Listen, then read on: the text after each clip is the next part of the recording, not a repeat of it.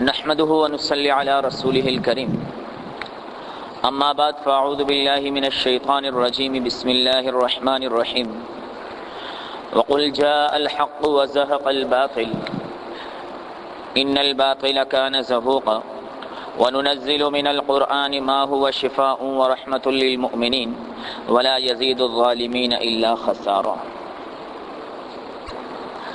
میرے محترم عزیزو، دوستوں اور بزرگوں، ہر انسان کا جو کلام ہوتا ہے وہ اس کے احساس اور جذبات کا آئینہ دار ہوتا ہے۔ گویا کہ جب تک آدمی بات نہ کرے اس وقت تک سامنے والا اس بات کا اندازہ نہیں لگا سکتا کہ اس کے علم کی انتہا کہاں تک ہے۔ سیدنا علی بن طالب رضی اللہ تعالیٰ عنہ فرمایا کرتے تھے کہ المرء تحت لسانہ، انسان اپنی زبان کے نیچے چھپا ہوا ہوتا ہے، اور انسان جب بات کرتا ہے تو تب جا کر اس کے علم کا پتہ چلتا ہے۔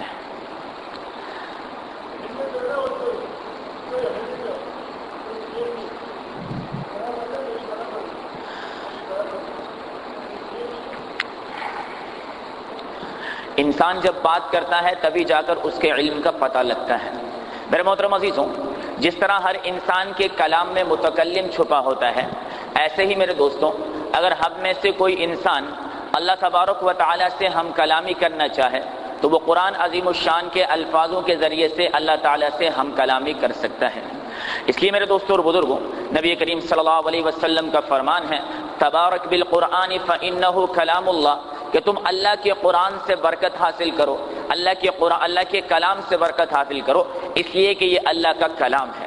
میرے محترم عزیزوں، نبی کریم صلی اللہ علیہ وسلم کا فرمان ہے قرآن عظیم الشان کے بارے میں کہ فضل کلام اللہ علی سائر الکلام کفضل اللہ علی خلق کل، کہ اللہ تبارک و تعالی نے اپنے کلام کو تمام کلاموں پر ایسی فضیلت عطا فرمائی ہے جیسا کہ خود اللہ تبارک و تعالی کو تمام کی تمام مخلوقات پر فضیلت حاصل ہے۔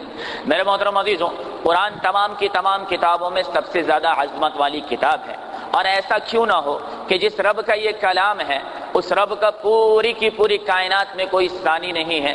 خود اللہ تبارک و تعالی ارشاد فرماتے ہیں کہ قل لو كان البحر مدادا لكلمات ربي لنفد البحر قبل ان تنفد كلمات ربي ولو جئنا بمثله مددا، اور ایسا کیوں نہ ہو کہ جس نبی پر یہ قرآن اتارا گیا اس نبی کا تمام انبیاء میں کوئی ثانی نہیں ہے۔ ما كان محمد ابا احد من رجالكم ولكن رسول الله وخاتم النبيين، اور ایسا کیوں نہ ہو میرے دوستوں کہ جو فرشتہ اللہ تبارک و تعالیٰ کے پاس سے امانت کے ساتھ یہ کتاب، یہ قرآن، یہ کلام لے کر نبی آخر الزمان صلی اللہ علیہ وسلم کے پاس آیا، اس فرشتے کا بھی کوئی ثانی نہیں ہے۔ انہ لقول رسول کریم ذی قوت عند ذی العرش مکین مطاع ثم امین، اور ایسا کیوں نہ ہو میرے دوستوں کہ جس مہینے کو اللہ تبارک و تعالیٰ نے اس کلام کے نزول کے لیے منتخب فرمایا وہ تمام کے تمام مہینوں میں سب سے زیادہ افضلیت والا کہ شہر رمضان الذی انزل فیہ القرآن ھدی للناس وبینات من الھدی، اور ایسا کیوں نہ ہو میرے بھائی کہ جس رات کا تعین کیا گیا اس کلام عظیم الشان کے نزول کے لیے اللہ نے اس رات کے بارے میں فرمایا کہ لیلۃ القدر خیر من الف شہر۔ اس لیے نبی کریم صلی اللہ علیہ وآلہ وسلم ارشاد فرمایا کرتے تھے کہ ان اللہ یرفع بهذا الكتاب اقواما ويضع به آخرین، کہ اللہ تبارک و تعالی اس قرآن کے ذریعے سے کئی اقوام کو ترقی عطا فرماتا ہے اور کئی قوموں کو تنزل عطا کر دیتا ہے۔ لہذا میرے دوستوں اور بزرگوں، جب جس زمانے کے اندر جو کوئی بھی قوم اللہ کے اس کلام کو اپنے قانونوں میں، اپنے ریتی رواج اور اپنے دستوروں میں شامل کرے گی، اللہ تبارک و تعالی اس قوم کو پستی سے اٹھا کر بلندیوں پر پہنچا دے گا، اور جو کوئی بھی قوم اپنے ریتی رواج، اپنے دستوروں، اپنے قانونوں سے ان قرآن کے حکموں کو دور کر دے گی، اللہ تبارک و تعالی ان قوموں کو آسمان سے اٹھا کر پستیوں میں پٹکنے والا بن جائے گا۔ یہ وہ قرآن ہے میرے دوستوں اور بزرگوں جس کی تاثیر سے مسلمان تو بہت دور کی بات ہے، ایک کافر بھی انکار کرنے والا نہیں ہے۔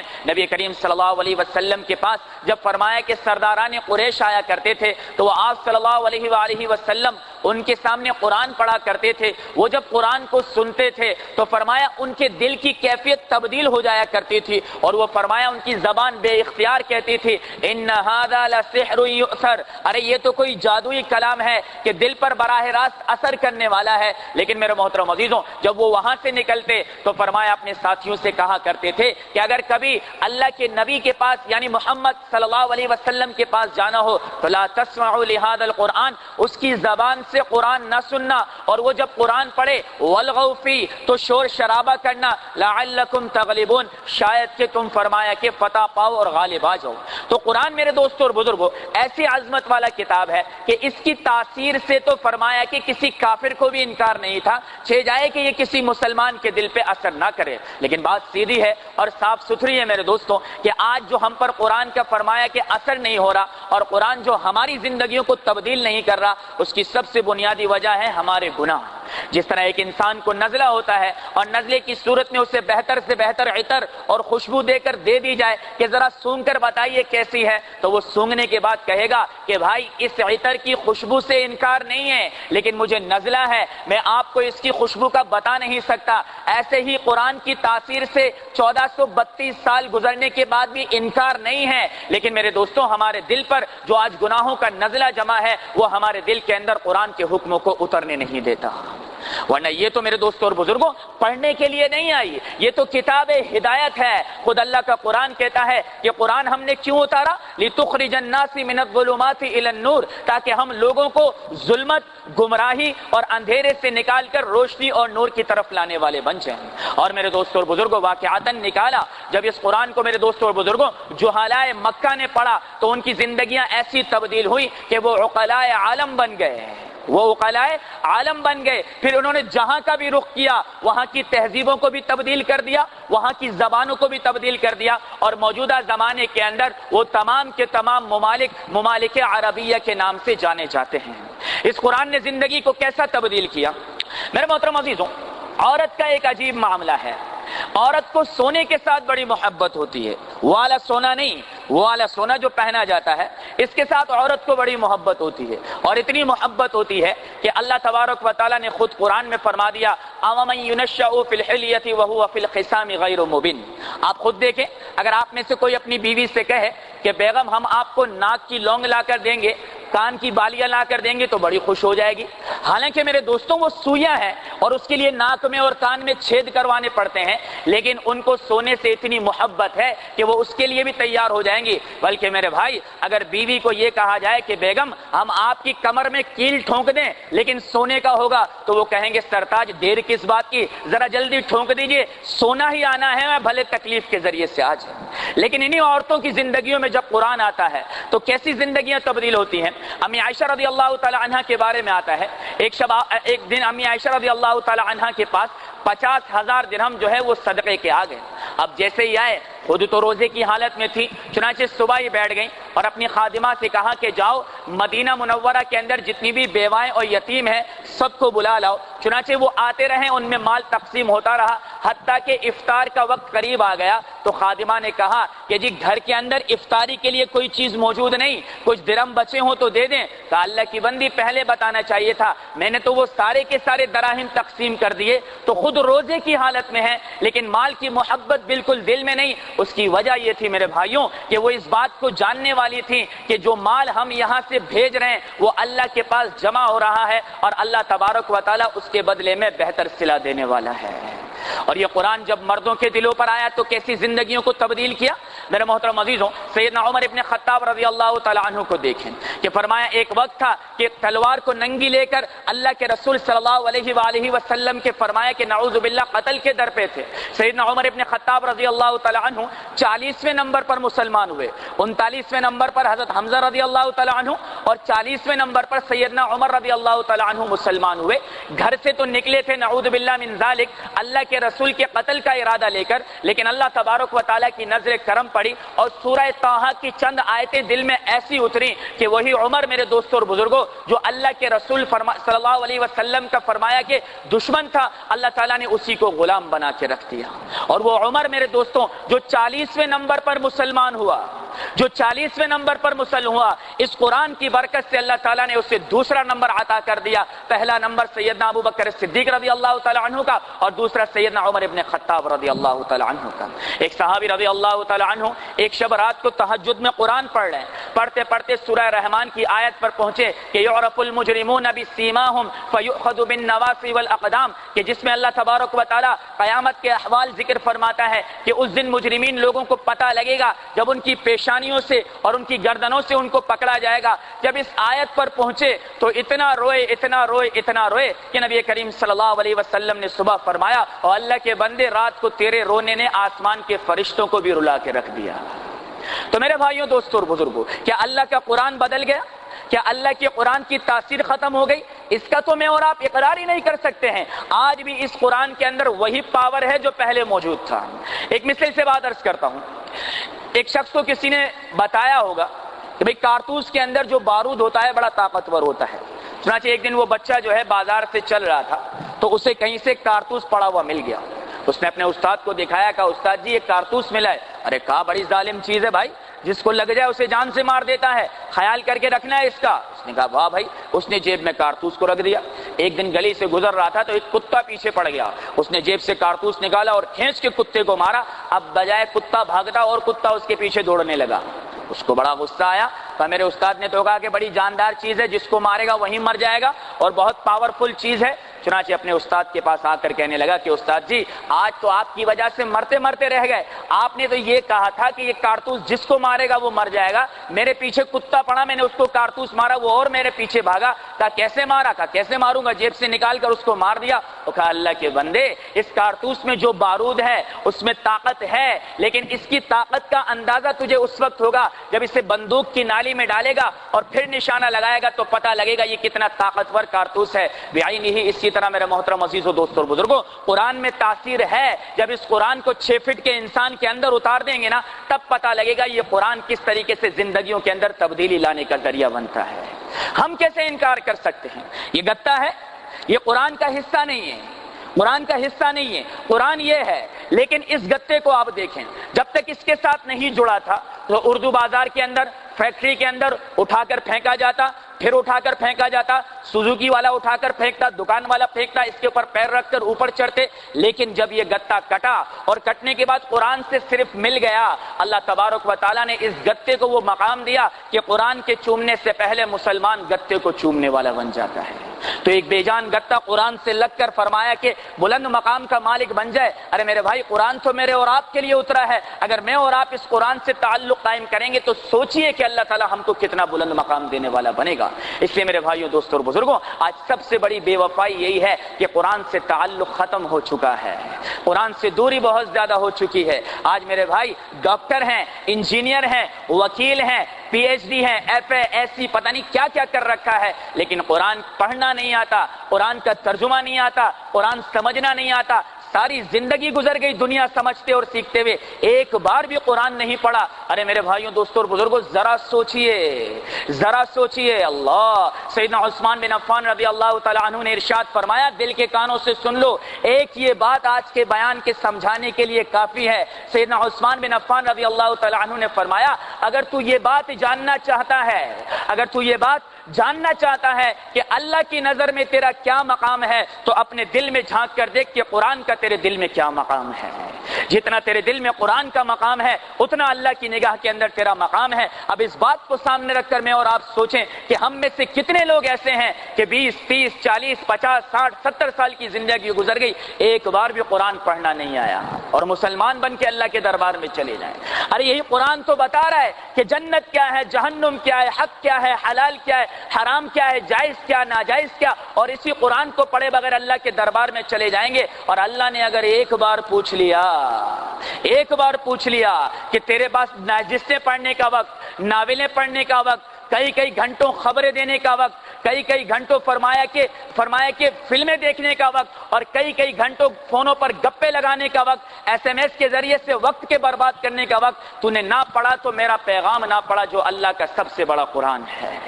इसलिए मेरे मोहतरम अजीजों, उस दिन की जिल्लत और रुसवाई से बचने के लिए आज के दिन मुझे और आपको एहसास पैदा करना पड़ेगा। उमर को ना देखें, اپنی عمر کو نہ دیکھیں کہ اب اس عمر میں آ کر قرآن پڑھیں گے. ارے میرے دوستوں اور بزرگوں، پڑھنا شروع تو کر لیں، پڑھنا شروع تو کر لیں. اگر سیکھنے سے پہلے موت آ گئی، اللہ تعالیٰ قیامت کے دن سیکھے ہوئے میں کھڑا فرما دے گا. اور اگر کوشش ہی نہ کی میرے دوستوں اور بزرگوں، تو پھر قیامت کے دن یہ قرآن مدعی بن کر آئے گا اور اللہ کے دربار میں دعوے دار بنے گا ہر اس شخص کے لیے جس نے قرآن کو نہ سیکھا، نہ سمجھا، نہ پڑھا. اور میرے دوستوں اور بزرگوں، سوچئے کہ اللہ کے دربار کے اندر ہم قرآن کا کس طریقے سے مقابلہ کریں گے. اس لیے کم از کم ہمارے دل کے اندر اس بات کا احساس ضرور ہونا چاہیے. آج میرے بھائی کسی کے پاس موبائل نہ ہو، عجیب بات ہے، کسی کے پاس موبائل نہ ہو. یار تیرے پاس موبائل نہیں ہے؟ ایسے بات کر رہے ہیں جیسے اس کے پاس کان ہی نہیں ہے، اس کے پاس زبان. یار موبائل نہیں ہے؟ موبائل تو آج کل ہر گھر کی ضرورت ہے. اس طرح میرے دوستوں اور بزرگوں، یہ قرآن ہر مسلمان کی ضرورت ہے، ہر مسلمان کو سیکھنا ہوگا. جس طریقے سے تعجب اس شخص پہ کرتے ہیں جس کے پاس سیل فون نہیں، جس کی ایجاد کو مشکل سے 10-15 سال ہوئے ہوں گے، 20 سال ہوئے ہوں گے. ارے جس کے فرمایا نازل ہوئے کو 1400 سال گزر گئے، اور جس پر چل کر 1400 سال سے قومیں اور لوگ کامیاب ہوتے ہوئے آ رہے ہیں، اس قرآن کو اگر میں نے اور آپ نے اپنے سینے میں نہ رکھا اور اللہ نے اتنا پوچھ لیا کہ میرا بندہ قرآن نہیں پڑھ سکا، اور یہ پوچھ لیا کیوں نہیں پڑھ سکا، خدا کی قسم اللہ تعالیٰ کا یہ پوچھنا ہمارے جسم سے سارے کے سارے گوشت کو گلا کر نیچے گرا دے گا کہ میرا مولا زمین میں دھسا دے، لیکن یہ سوال نہ کر کے تیرا قرآن کیوں پڑھے بغیر میں دنیا سے آ گیا. لہذا میرے محترم عزیزوں، جو پڑھے ہوئے ہیں وہ اس کو سمجھنے کی اور سیکھنے کی کوشش کریں، اور جو نہیں پڑھے ہوئے اللہ کا واسطہ دے کر بات کرتا ہوں کہ کچھ قرآن کا حصہ اپنے سینے میں محفوظ فرما لیجیے. کچھ قرآن کا حصہ کسی حافظ قرآن کو پکڑ لیجئے، کسی فرمایا کہ پڑھنے والے کو پکڑ لیجئے کہ بھائی 2-4 لائنیں مجھے بھی پڑھا دے تاکہ میرے رب سے میں یہ بات کہوں کہ ہاں میرے مولا، میں نے تیرے قرآن کو سارا تو نہ پڑھتا ہے لیکن کچھ لائنیں میں بھی پڑھ کر اس دنیا سے ضرور آیا ہوں. تو اس کے لیے سارے کے سارا اہتمام کریں گے نا بھائی انشاءاللہ تعالی. بات تو فرمایا کہ لمبی تھی اور زیادہ تھی، چونکہ وقت بھی گزر چکا، تھوڑا سا مسئلہ ہو گیا جس کی وجہ سے بات پوری نہ ہو سکی. لہٰذا میرے محترم عزیزو، دوستو اور بزرگو، ہماری اتنی ہی چاہت ہے، اتنی درخواست ہے، اتنی گزارش ہے کہ آپ میں سے جو ساتھی قرآن نہیں پڑھ سکے محنت کریں، اور اگر یہ محرومی ہو گئی ہے تو اپنی اولاد کے ذریعے سے اس محرومی کو دور فرمائیں. اپنے بچے کو حافظ قرآن بنائیں، بچی کو حافظہ بنائیں، اور اللہ تعالیٰ کو دکھائیں کہ میرے مولا مجھے احساس ہے کہ یہ کمی مجھ میں رہ گئی، اس لیے میں نے اپنی اولاد کو یہ سکھا دیا تاکہ فرمایا کہ قیامت کے دن اسی اولاد کو سامنے رکھ کر تیرے دربار میں نجات کا ذریعہ بن جاؤں. ورنہ قرآن بہت دور کی بات ہے، بہت دور کی بات ہے. اس کی بسم اللہ کی برکات میرے دوستوں اور بزرگوں کیسی ہیں. کہتے ہیں حضرت عیسیٰ علیہ السلام ایک مرتبہ جو ہے ایک جگہ سے گزر رہے تھے تو دیکھا کسی قبر کے اندر مردے کو عذاب ہو رہا. آپ علیہ السلام وہاں جلدی سے گزر گئے، اور گزرنے کے بعد چند دنوں بعد جب واپس آئے تو اسی قبر پر رحمتیں برس رہی، برکتیں برس رہی. حضرت عیسیٰ علیہ السلام نے اللہ سے پوچھا کہ یا میرے مولا یہ کیا ماجرا ہے؟ کہا عیسیٰ بات یہ ہے کہ جب یہ انسان دنیا سے گیا تو اپنے پیچھے ایک چھوٹا سا بچہ چھوڑ کر گیا تھا، اور جب وہ بچہ بولنے لگا اس کی ماں نے پکڑ کے مدرسے میں بٹھا دیا. مدرسے میں جانے کے بعد اسے استاد نے کہا پڑھ بچہ بسم اللہ الرحمن الرحیم. اس بچے نے کہا شروع کرتا ہوں اللہ کے نام سے جو بڑا مہربان اور نہایت رحم والا ہے. جب تیرے رب نے عرش پر بیٹھ کر یہ دیکھا کہ اس کا بچہ زمین پر اپنے رب کو مہربان اور رحم کرنے والا کہے تو تیرے رب نے فرش پر اس کے باپ سے عذاب کو دور فرما دیا. اور اگر آپ کی اولاد پورا قرآن پڑھ لے، بار بار پڑھ لے، وہ حافظ قرآن بن جائے تو آپ کو اللہ کیا مقام دے گا خدا کی قسم تصور نہیں کر سکتے. تھوڑی سی بات عرض کر کے بات کو ختم کرتا ہوں. کہتے ہیں کہ جب حفاظ قرآن کے ماں باپ کو اللہ تبارک و تعالی جس شان و شوکت سے اور جس عظمت کے ساتھ میدان حشر کے اندر لے کر آئے گا، بعض لوگوں کو مغالطہ ہو جائے گا، وہ سوچیں گے کوئی نبی اور نبی کی بیوی آ رہے ہیں، ایسی شان و شوکت. فرمایا کہ وہ فرشتوں سے پوچھیں گے بھائی کون ہیں؟ وہ کہیں گے نہ نبی ہیں نہ نبی کی بیوی ہے، یہ حافظ قرآن کے ماں باپ ہیں. جب قرآن کو ٹشو بنایا جا رہا تھا، جب قرآن پر مقدمے کیے جا رہے تھے، جب قرآن سے روگردانی کی جا رہی تھی، جب قرآن کو جلایا جا رہا تھا، انہوں نے اپنی اولاد کو کہا سینے سے لگاؤ اس کو، اپنے سینے میں محفوظ کرو اس کو. اور ان کی اولادوں نے جب اس کو سینے میں محفوظ کیا تو اللہ تعالیٰ نے ان کے ماں باپ کو یہ مقام عطا فرمایا.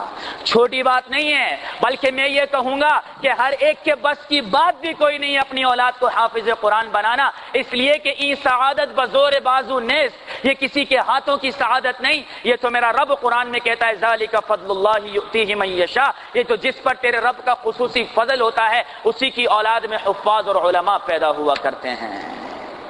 اسے تیری اپنی کوشش نہیں ہے، تیرا کوئی عمل جو تو تیرے رب کو پسند آیا کہ تیرے رب نے تیرے دل میں یہ بات ڈالی کہ میں اپنے بچے کو حافظ قرآن بنا دوں۔ اس لیے میرے محترم عزیز و دوستو اور بزرگ، حافظ قرآن کی حفاظت کرنے والا، اور ایسا حفاظت کرنے والا کہ اللہ تبارک و تعالی نے قرآن میں فرمایا انا نحن نزلنا الذکر وانا له لحافظون، کہ ہم ہی نے اس قرآن کو نازل کیا اور ہم ہی اس کی حفاظت کریں گے۔ اب اللہ تبارک و تعالی نے اس قرآن عظیم الشان کو نازل کرنے کے بعد ہر اس شخص کو اپنی آرمی میں داخل کر دیا، ہر اس شخص کو اپنی فوج میں داخل کر دیا جو قرآن کا حافظ بن جاتا ہے۔ اور جب ایک حافظ صاحب کھڑے ہو کر مصلی پر پڑھتے ہیں اور پڑھتے پڑھتے کہیں زبر کی غلطی کرتے تو وہ فوراً کہتا ہے صبر کر۔